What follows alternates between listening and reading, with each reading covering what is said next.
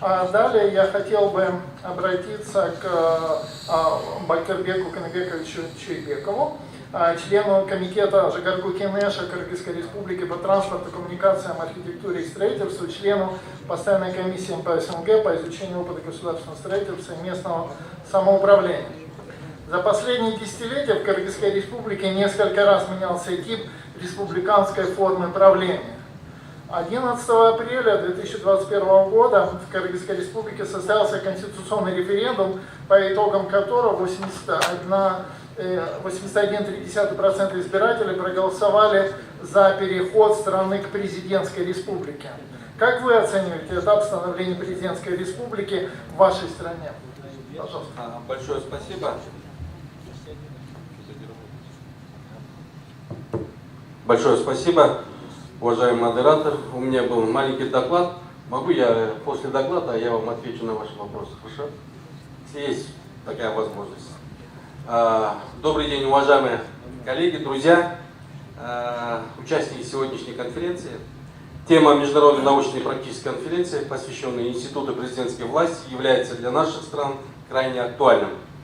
В этой связи разрешите выразить признательность организаторам конференции и поблагодарить за возможность принятия участия в ее работе. Мои коллеги, которые выступили до меня, очень обстоятельно говорили об опыте своих стран в сфере сотрудничества, взаимодействия президента, парламентские ветви власти. Я также хотел бы вкратце рассказать про национальный опыт Кыргызской Республики в обозначенной сфере. Контур взаимодействия, сотрудничества главы государства высшего законодательного органа определяется основным законом страны. В связи с этим считаю, что опыт такого взаимодействия, сотрудничества невозможно рассматривать в отрыве от основных этапов конституционного развития государства. Первая конституция суверенного Кыргызстана была принята 5 мая 1993 года. С тех пор были проведены 9 конституционных реформ. Трижды конституция была принята в новой редакции. В разных этапах развития нашего государства мы испытали на себе и президентскую, и парламентскую форму правления. Коренным образом менялась конституционная конструкция взаимодействия не только президента и парламента, но и всей системы государственного управления. Действующая конституция Кыргызской Республики, принятая в 2021 году, установила новую президентскую модель государства высшим должностным лицом и возглавляет исполнительную власть Кыргызской Республики, определяет структуру состава исполнительной власти в лице Кабинета министров. Кроме того, президент несет персональную ответственность за результаты деятельности Кабинета министров и исполнительной власти. Парламент страны Жогорку Кенеш Кыргызской Республики, обладая классической триадой парламентских полномочий в процессе формирования Кабинета министров, играет существенную роль. Председатель Кабинета министров, его заместители и другие члены назначаются на должность исключительно с согласия парламента. В качестве законотворческой деятельности президенту принадлежит право законодательной инициативы, а также право подписывать или налагать вето на принятые парламентом законы. Кроме того, законопроекты, определенные президентом, как и неотложные, рассматривать Жогорку Кенешем в неочередном порядке. Данные обстоятельства можно считать важнейшим фактором обеспечения системы сдержек и противовесов в государственном управлении Кыргызской Республики. Я перечислил лишь некоторые основные моменты взаимодействия между высшим органом государственной власти, обозначенных в Конституции страны.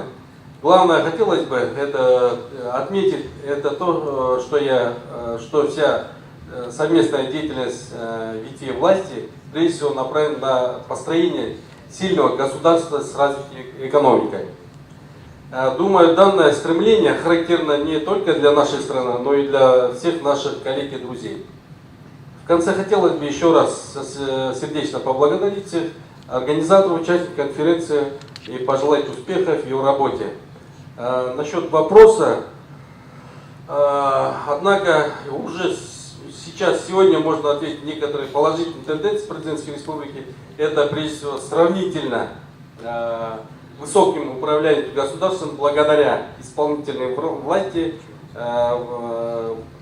в руках одного человека, это президент.